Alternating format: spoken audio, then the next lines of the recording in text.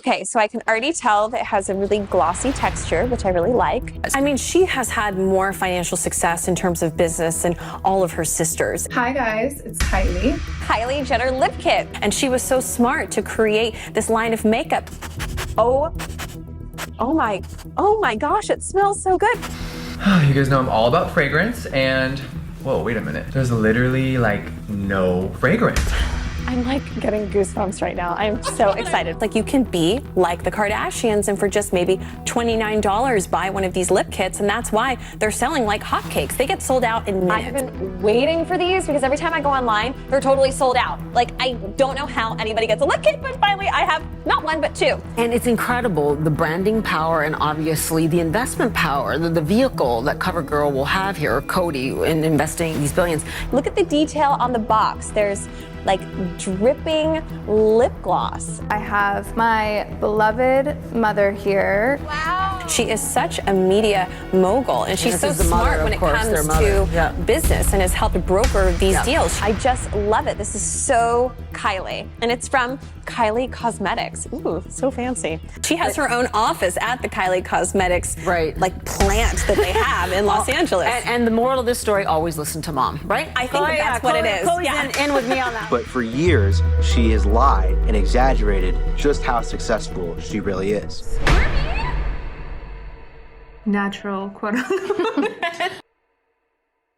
Welcome to BJ Investigates, a show I just created. Might never do again. In the last couple episodes, we talked about Britney Spears' fortune and looked into some court documents that showed us exactly where at least some of Britney's money is being managed and invested to this very day.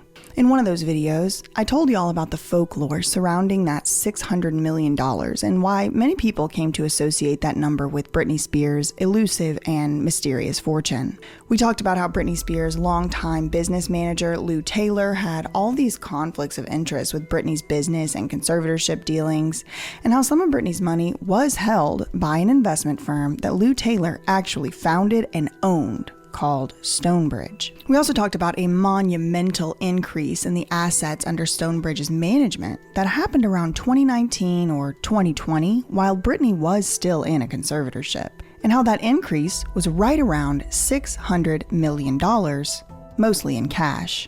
In another video, I explained that right around that exact same time, Britney's conservatorship team was making all kinds of changes in court to how her trust was supposed to be administered. Make sure to check those out if you missed them. If you did see it, you also saw that my personal working theory/opinion, and I reserve the right to change my mind, is that while it is theoretically possible for that $600 million to have been Britney's, and to be clear, I still hold room for the possibility that it could be Britney's, but that my current working theory is that it's much more likely, in my opinion, that the $600 million was Kylie Jenner's. In today's video, we're going to go over some of the publicly available evidence that, when considered together, gives rise to my hunch that the $600 million transferred into Stonebridge's management in 2019 or 2020 belongs to none other than Kylie Kristen Jenner.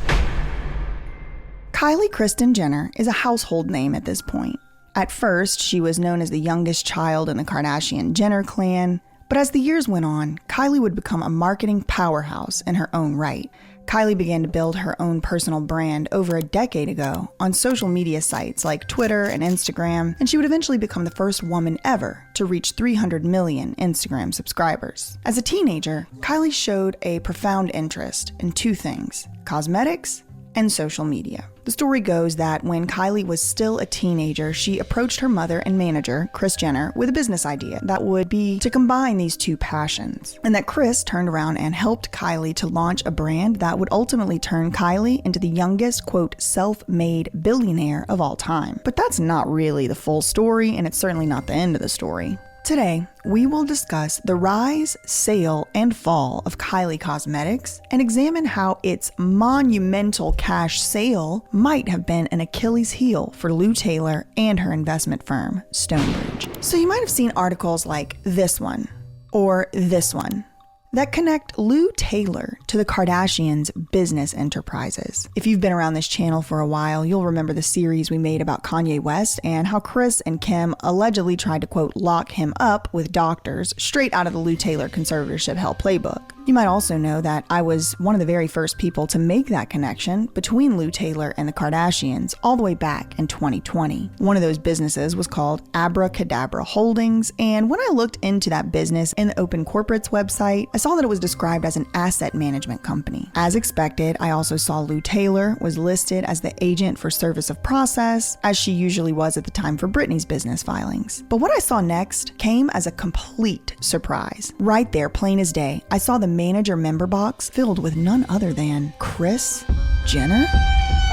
At the time, back in 2020, this information was pretty groundbreaking. I kept searching and kept finding more and more connections between Lou Taylor and the Kardashian Jenners. And come to find out, Lou wasn't only on businesses with Kris Jenner. No. She was associated with businesses for Kim and Kylie also. And this would become very important later on in my investigation. So like I said earlier, when Kylie was still a teenager, she approached her mother and manager, Kris Jenner, with a business idea. Kylie wanted to leverage her social media talent and audience to sell products that she was passionate about. Kylie has been open about her insecurities relating to her small lips. I had an insecurity with my lips when I was younger. And at the time that she created her notorious lip kits, Kylie was really relying on the overlining method to make the thin lips look fuller. Now, there was also a whole bunch of drama going on at the same time where Kylie was basically just denying that she had lip fillers, and it was very obvious that she either had a surgical procedure to put a new lip in her face, or she was definitely using lip fillers. Like, no shame, just don't deny it, you know what I mean? Everyone thinks I keep making my lips bigger, but how does she get these beautiful lips? Well, the color. Everyone thinks I use like one certain color. So this is them normally. You know what's weird? I've been into small lips lately. I want them to look small, you know? So, for one reason or another, she wanted to cash in on this phenomenon, and she wanted to sell these lip kits that included one lipstick and one lip liner and the exact same color, so her loyal fans and followers could have the same look that Kylie had. Now again, I mean, the girl was definitely surgically or cosmetically altering her actual lips and not just using lipstick, but I guess there was at least some certain amount of the population that still did believe that somehow these lipsticks were somehow giving Kylie this giant upper lip that she had never had before. But anyway, Kylie started out on the lip kit brand with just a few shades and had only 5,000 of each shade produced. I think it was 3, so it was like 15,000 lip kits, 5,000 of each color, and those kits sold out instantly. I think it was less than a minute they were sold out. The Kylie lip kits were a bona fide success. Before long, Kylie and Kris expanded the lip kit launch into a full-scale cosmetics brand and named it Kylie Cosmetics.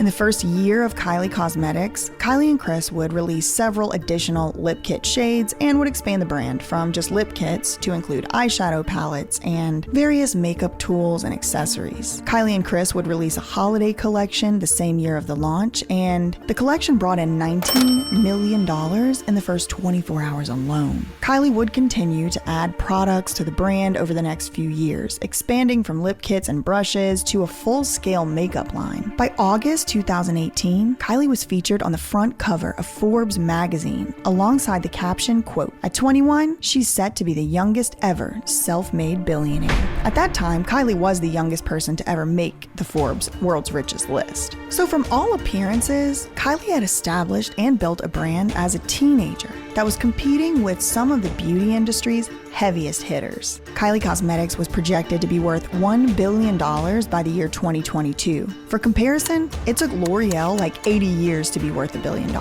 So the fact that Kylie's little Instagram lip kit brand could be worth as much in just 8 years on a single product line got major attention in the industry. Everybody wanted a piece of Kylie Cosmetics' success. In 2019, just 5 years after the inception of the brand, 51% ownership in Kylie Cosmetics was sold to a major French cosmetics conglomerate called Coty. But as many makeup reviewers and regular consumers would come to find out, there wasn't much that was particularly groundbreaking about Kylie Cosmetics products. Like, I'm having to apply a little bit more I just found like 2 bristles on my face. Oh, there's another one. So this brush shedding. It's just kind of a pass. I don't really. As you see, this is not blending, so. I personally hate these brushes and think there's literally no point to them. They do absolutely nothing. Also, bazillion similar brushes on the market. There's a lot of product in the brush now left over. It does feel very cheap. I don't know, it's just so small. It doesn't look like it's $20. It's leaving streaks on my face. This brush bag is rough. This feels like it's from the Dollar Tree. I don't even know what this is. It's the cheapest brush bag I've. I don't really like it, and I didn't like this one either. Like, honestly, I wouldn't want this. Like tinfoil, it looks like the shit they did in Signs when they were like, ooh. It's not like Kylie was inventing a brand new lipstick formula or a reverse aging miracle. The secret to the brand's success was right there in its name. Kylie. Traditional industry leaders like L'Oreal and Estee Lauder have no problems making high-quality products or getting a space on the shelves. The issue they have is one of branding. A lot of the traditional makeup brands are solid and reliable, but they're not really hip or trendy. These major brands have to compete for customers' limited and finite cash, and that is the value of Kylie Cosmetics. So for Coty to purchase any percentage of Kylie Cosmetics, the business would have to be officially valued, or valuated, as some might say. And this valuation process is the part of the story where things are about to really pick up. And it's where I started suspecting that Lou Taylor was probably involved. Let's get into it. So through a confusing and convoluted process, it was determined by the powers that be that Kylie Cosmetics was worth $1.2 billion. Now, if you're keeping track of the timeline, Kylie Cosmetics wasn't supposed to reach the $1 billion valuation till 2022. So if it was worth $1 billion in 2019, it had happened 3 full years earlier than previously predicted. And it would have done so in 75 fewer years than L'Oreal. In any event, Kylie Cosmetics was valued at $1.2 billion for the purposes of the sale to Coty. And remember, Coty wanted to buy 51% of the company. So that means Coty would need to pay Kylie and Kris exactly $600 million. Now, the thing about Coty is that it's a publicly traded company, which means that Coty has had to meet certain regulatory requirements when it came to this type of sale. Now, we're not going to get into all their requirements, but suffice it to say that one of the requirements is Coty has to make a lot of the info about the sale available to the public by filing that info with the Securities and Exchange Commission, also known as the SEC. So in a public filing from the time of the sale, November 2019, Coty laid out the terms of the purchase, which confirms that they did pay Kylie $600 million and that $600 million was all in cash.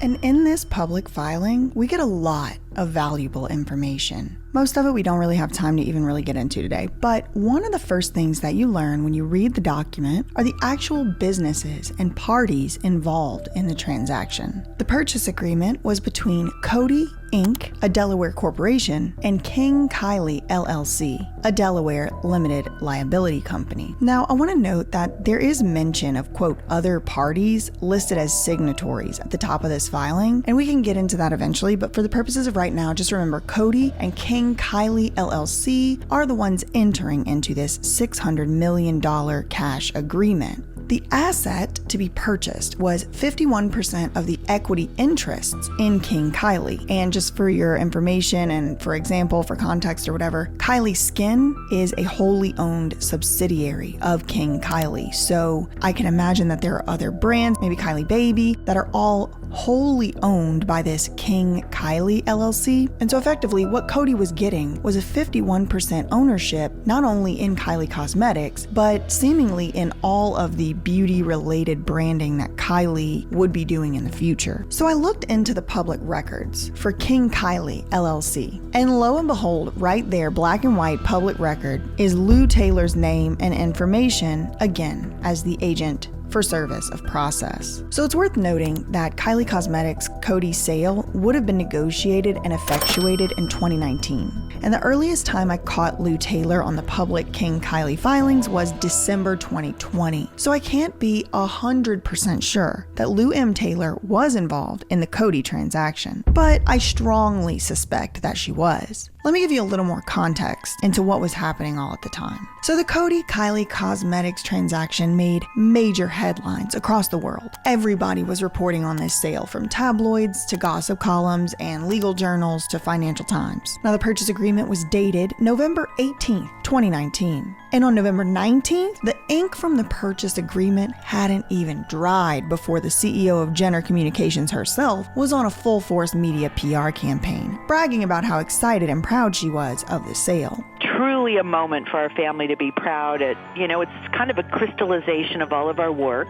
Want to know who moved even faster than Kris Jenner to get on the PR push to praise and celebrate this monumental cash deal? Our favorite bought and paid for TV actor playing a journalist, Chloe Mayloss. Hey guys, it's Chloe, and this is not your normal Holly Buzz. This is actually my last day. I know, very sad. I've been here for almost 7 years, and I have done so many amazing videos. I promised I wasn't gonna cry. I love each and every one of you so much.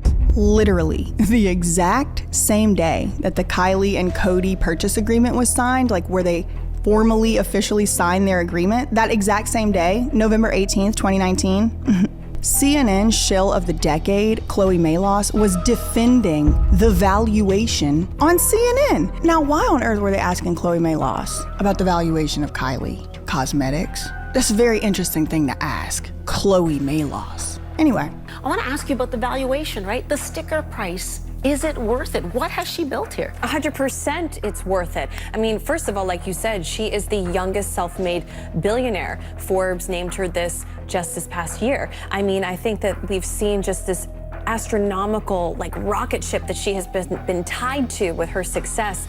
She's going to stay on in the company with a creative role, and that social role is so important that you mentioned. She has 150 million followers. 150 on million. Instagram, okay? Now you might wonder, why on earth a semi-autonomous gossip columnist will be defending the valuation of Kylie Cosmetics on the exact same day the company sold 51% of itself to Coty for $600 million?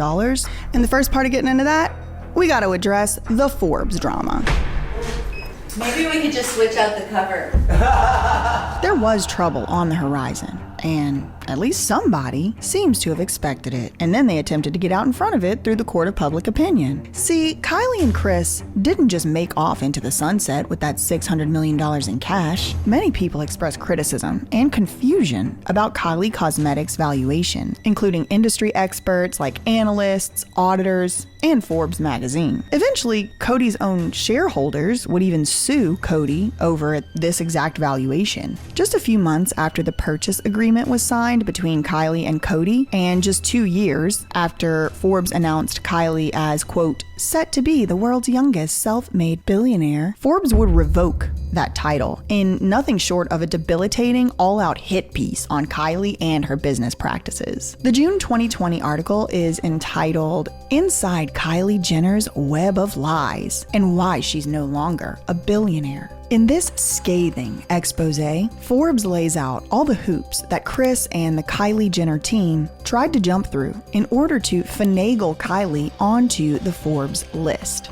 According to Forbes, Kylie's team included an unnamed CPA and/or accountant. The report accuses the Kar-Jenners of spending years, quote, fighting Forbes for higher spots on their annual wealth and celebrity earnings lists. The way the article puts it, the Kardashian-Jenners were obsessed with their net worth and obsessed with getting on the Forbes wealth lists. Apparently, Kim had been featured in the magazine a few months prior, and the entire Kar-Jenner clan made it their mission to get Kylie her own spot next. Now, the first part of this article goes into how Forbes apparently always had their suspicions on whether Kylie was actually a billionaire. Put another way, they were suspicious and curious how the Kylie Cosmetics empire could possibly even be worth over $1 billion, all the way back in 2019. But later on in the article, Forbes does go on to admit that the Coty deal itself did convince them that the business must be worth at least $1 billion.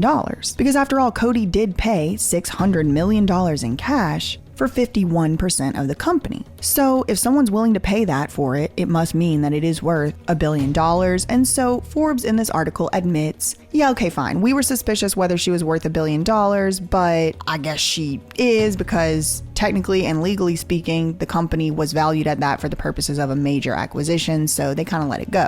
But that was not the final word. The article goes on to discuss all the documents and filings that had been made publicly available in the months that had passed since Coty acquired 51% of Kylie Cosmetics. According to Forbes, there were no lengths to which the Kardashians refused to go in order to make themselves appear richer than they are. Forbes accuses the Kardashians of white lies, omissions, and outright fabrications in their desperate attempts to claw their way up the Hollywood rich people lists. And again, y'all, this is Forbes magazine saying this. I'm just telling you what they said. It's not me, don't shoot the messenger, okay? The Kardashians had apparently also invited Forbes into their mansions and their CPA's offices, and even went so far as to present Forbes with allegedly forged tax documents. The long and short of the Forbes expose was this. The Kardashians and their accounting people were so obsessed with clout and pretending to be richer than they were that they lied about how much the cosmetics brand was worth. And that wasn't the only allegation of the sort that they would face.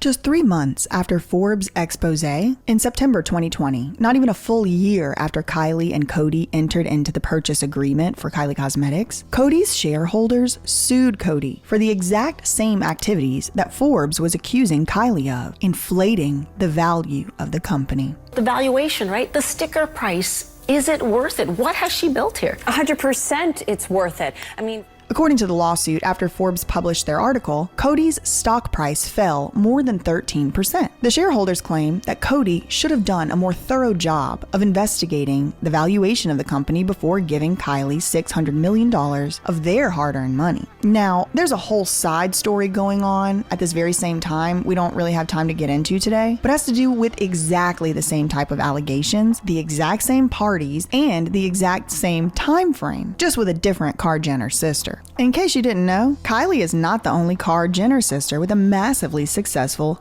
beauty brand. Her big sister Kim basically wrote the book on it. Back in 2020, Kim also sold a portion of her beauty brand, KKW Beauty, and she also sold that portion to Coty Cosmetics. And it just so happens that KKW Beauty was also valued at around $1 billion.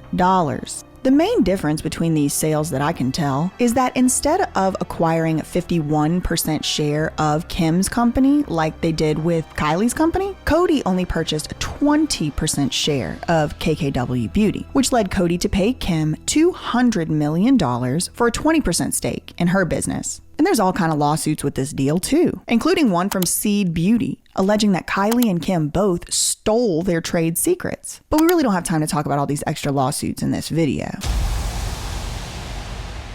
But just to bring this whole thing full circle here. So we initially started on this journey 3 whole videos ago, 2, 3, asking one question: how much is Britney Spears worth?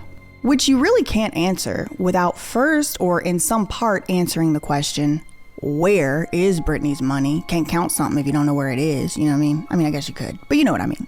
And in the search for Britney's money, I found her business manager and a parent investment advisor, an accountant by the name of Lou Taylor. Now, Lou founded an investment firm called Stonebridge, and during Britney's conservatorship, she put some of Britney's money or directed it to be put into Stonebridge, and we have records showing that. I also found that in 2019 or 2020, Lou's firm Stonebridge received an absolute windfall. Overnight, seemingly, $600 million in cash appeared in Stonebridge's coffers. And by 2021, it was gone. And the same year that it was gone, Lou Taylor hired my law firm that I was working at and began to apply a lot of pressure on me to stop reporting on her, and in particular, to stop reporting on Stonebridge. And I just kept asking myself, why, out of all of the stuff, everything that I'm reporting on, I was reporting on all kinds of anything I could find.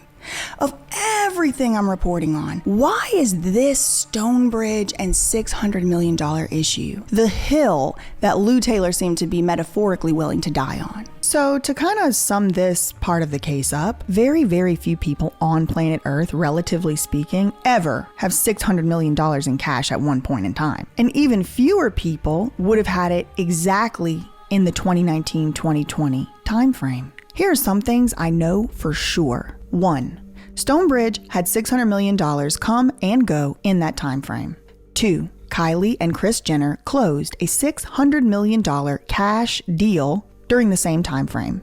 3. Lou Taylor had her very own name on both Kylie and Kris Jenner's businesses during that time frame, including the business that was actually transacted on, King Kylie LLC. And in this case, just like with Britney's, I cannot possibly know with 100% certainty that the $600 million is money from the Kylie Cosmetics sale. But given the circumstantial evidence in the public record, I'm more inclined to believe that it is. And in case you were wondering, I'm not going to stop looking into this case, and there's a lot of information that I just didn't have time to cover here. For what it's worth, pun intended, I did see an article literally just today, so I haven't had time to really fully investigate it or anything like that, but I did see an article today, and there have been some recent reportings that Kylie Jenner is actually interested in buying back that 51% that Coty originally bought all the way back in 2019 or whatever. So I don't know if the $600 million is proceeds from the Kylie Cosmetics sale. I really don't know, no way to know. But some of the reasons that are being cited for Kylie wanting to buy it back or being interested in buying back that 51% have to do with creative control, and even there was some mention about valuation. And so I did want to just pull this like one random article. It could be any article, you know, they all say similar things. Some are a little faker than the others or whatever, but I wanted to just read some of the allegations because this is like hot off the press. I mean, this is like, actually not really, this is about a week old, this article, but hot off the press for my mind. The title is Kylie Jenner doesn't like how Kylie Cosmetics has been managed and wants to buy back control of the brand she sold for $600 million. So I'm definitely not reading this whole thing. It would defeat the purpose of this, but Kylie's explored taking back ownership. Okay, so first of all, the source is people familiar with the matter, but nobody says who the people are. So who knows? I mean, I could have called up Fortune magazine and said, I'm familiar, which I guess in some ways I am. Oop, doop, just kidding. That was a joke. Because I don't know if it's her money for sure. Okay, so then they go on in the article to say, in recent months, Jenner had informal discussions about trying to buy back the 51% stake that she sold for $600 million in 2020. People said asking not to be identified because the matter is private. No, it's a public company, girl. It's not private matter no more. People got to get it through their heads. When you make something a public record, it's not private. That's literally the opposite of what it is. But all right, anyway. This person wants to be private. That's fine, fair. There have been disagreements over the price. Okay. There have been, look at this passive voice. There have been disagreements over price and valuation, according to the people. I guess that's the sources. Listen to this next part. Jenner's half-sister, Kim Kardashian, is also in talks to buy back the 20% stake in her skincare line, Skin by Kim, that Coty agreed to buy for $200 million the same year. Now, I don't know if Fortune magazine just has it wrong or if this is a part I hadn't seen before, but it's my understanding that Kim sold 20% of KKW Beauty. So did she also sell 20% of Skin by Kim, or did they change the name? I really don't know. I just wanted to point that out. Both women, so Kim and Kylie, have expressed frustration with how Coty has managed their brands. Two people familiar with their thinking said, put up a picture of Kris and Lou. That's the two people, in my opinion. That's just my speculations, conspiracy theory. Okay, so according to random person A and B, Tweedledee and Tweedledum we'll call them, Kim and Kylie have expressed frustration with how Coty has managed their brands, though it's not clear exactly which aspects of the company's oversight they oppose. And then I did find a Yahoo News or Yahoo News segment. I'll just put it in here. We'll just put a couple relevant clips because I'm trying to make my videos not so long. So stay tuned for more info and more findings. But in my research into Lou Taylor's connection to the Kardashians, I made another troubling finding. Not only is Lou Taylor the business manager for Travis Scott, Kylie's ex and the father of her two children, but she was his manager during the whole Astroworld fiasco. And Lou herself is a named defendant in a multi-billion-dollar lawsuit arising out of that tragedy. Naturally, that led me into looking into it.